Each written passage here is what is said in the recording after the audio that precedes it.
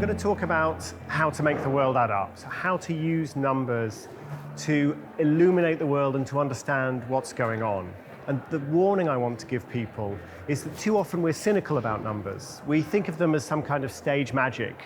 Like they can be made to show us any message that the statistician wants, and of course we should never believe them. And that's sometimes true, but it's not always true. We need to have more confidence in numbers because they're the only way to understand certain facts and situations about the world. Now, you may have your own theories about where babies come from, but I can assure you it is the storks. And if you don't believe me, I can prove that using statistics. So all you do is you take all of the countries in Europe, you look at the population of storks, and you look at the number of babies born there each year. The simplest tool of all is calm. I know it sounds strange. I should be giving you some piece of software or some highly technical technique. But actually, what we believe and what we disbelieve is so often influenced by our emotions. And we make decisions in half a second before we've had time to really think and understand what is in front of us. It's a knee-jerk emotional reaction. And so the very first thing that you should do when you see any statistical claim is just count to 3 and notice how you feel. Do you feel afraid? Do you feel defensive? Triumphant? Oh, this proves I was right all along. Are you in denial? That's fake news.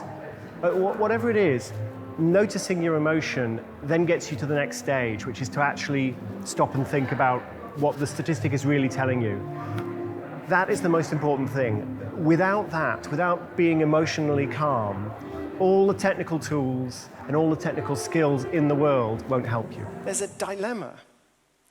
Because we know that statistics can be used to fool us. We know that data can tell lies. And we don't want to be fooled. We don't want to be the idiots who believe the fake news, who believe the manipulated data. And so we disbelieve. There's a huge difference between statistics used as a form of control and statistics used as, I suppose, a kind of radar to show us what the world around us is like.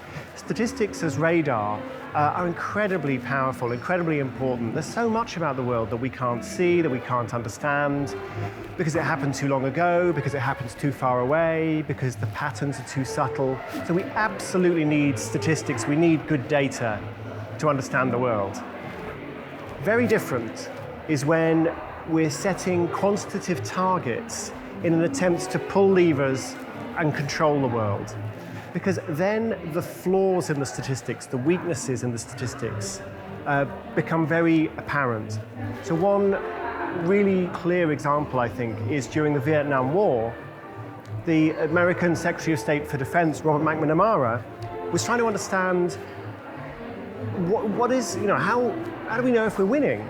Like, we're not trying to take territory, we're trying to defend the South Vietnamese government. And so he set a target, the body count. We need to know how many of the enemy we're killing. Now, that's probably quite a useful piece of information to know how many of the enemy you're killing. But when it becomes an attempt to control the US Army, suddenly everything is distorted. You kill civilians and you say you killed soldiers. You go on dangerous missions where the objective is just to count bodies.